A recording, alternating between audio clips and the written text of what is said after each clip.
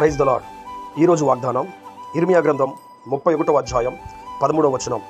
వారి దుఃఖమునకు ప్రతిగా సంతోషమిచ్చి వారిని ఆదరించెదను, వారి విచారము కొట్టివేసి వారిని ఆనందింపచేసేదను. ఈ వాగ్దానం చదువుతున్నప్పుడు చాలామంది వారి జీవితాల్లో దుఃఖంతో నిండినటువంటి కుటుంబాలను మనం చూస్తున్నాం. పిల్లలు మాటింటలేదని దుఃఖపడేటువంటి తల్లిదండ్రులు ఉన్నారు. భర్త మాటింటలేదని బాధపడేటువంటి దుఃఖించేటువంటి భార్యను మనం చూస్తున్నాం. భార్య సరిగా ప్రవర్తించడం లేదని దుఃఖించేటువంటి భర్తను చూస్తున్నాం. బంధువులు, స్నేహితులు మనల్ని చాలా రకాలుగా హింసిస్తున్నారని దుఃఖపడేటువంటి కుటుంబీకులు మనం చూస్తున్నాం. ఈ రోజున దేవుడు ఇక్కడ చెప్తున్నాడు, మీ దుఃఖమునకు ప్రతిగా నేను మిమ్మల్ని సంతోషమిచ్చి ఆనందింపచేస్తాను. మీ విచారములు ఎన్నైతే ఉన్నాయో వాటన్నిటిని కొట్టివేస్తానని చెప్పి వాగ్దానం చేస్తున్నాడు. ఐగుప్తు దేశంలో యోసేపుని తన యొక్క అన్నలందరూ కలిసి గుంటలో పడవేసి అటుగా వెళ్తున్నటువంటి ఇస్మాయేలీలకు అమ్మేసిన తర్వాత ఇంట్లో ఉన్నటువంటి తండ్రికి ఏదో ఒక ఖడ్గమృగమో, ఏదో క్రూర మృగమో, తోడేలో, సింహమో తినేసింది తమ్ముణ్ణి అని చెప్పి అబద్ధం చెప్పినప్పుడు తన బిడ్డల గురించి యాకోబు చాలా దుఃఖించాడు. చాలా రోజులు దుఃఖంతో చాలా బాధపడినటువంటి సందర్భాలు మనం బైబిల్లో చూస్తున్నాం. ఆ తర్వాత కొంతకాలానికి యోసేపు ఐగుప్తు దేశానికి ప్రధానమంత్రి అని చెప్పి తెలుసుకున్న తర్వాత యాకోబుకు చెప్పలేనంత సంతోషం వేసింది. తన దుఃఖమంతా కూడా నివారణ పొందుకొని, నా బిడ్డ ఒక ఉన్నతమైన స్థితిలో ఉన్నాడా, దేవుడు ఈ స్థితిలో నిలబెట్టాడని గొప్ప సంతోషాన్ని ఆయన పొందినట్లుగా మనం బైబిల్లో చూస్తున్నాం.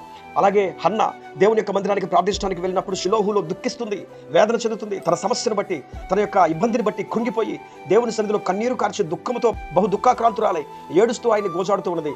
ఆమె ప్రార్థనా దినాలు ముగించుకుని ఇంటికి వెళ్ళిన తర్వాత దేవుడు కొంతకాలానికి ఆమె గర్భఫలమును తెరవగా సమూయేలు ప్రవక్త ఇచ్చినప్పుడు ఆమె దుఃఖమునకు నివారణ కలిగింది, విచారమును కొట్టివేశాడు దేవుడు.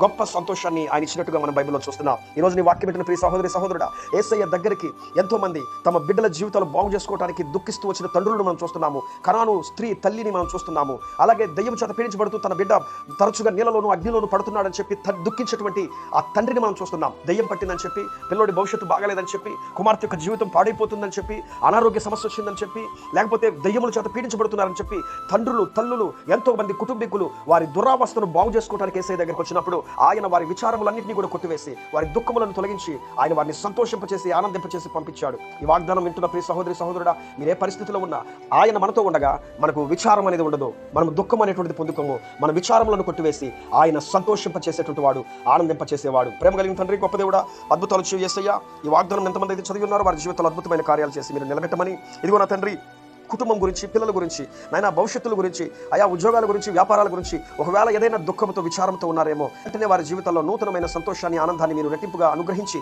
సంతోషింపచేయమని యేసు నామములో ప్రార్థించి అడిగి వేడుకుంటున్నాను పరమ తండ్రి. ఆమేన్.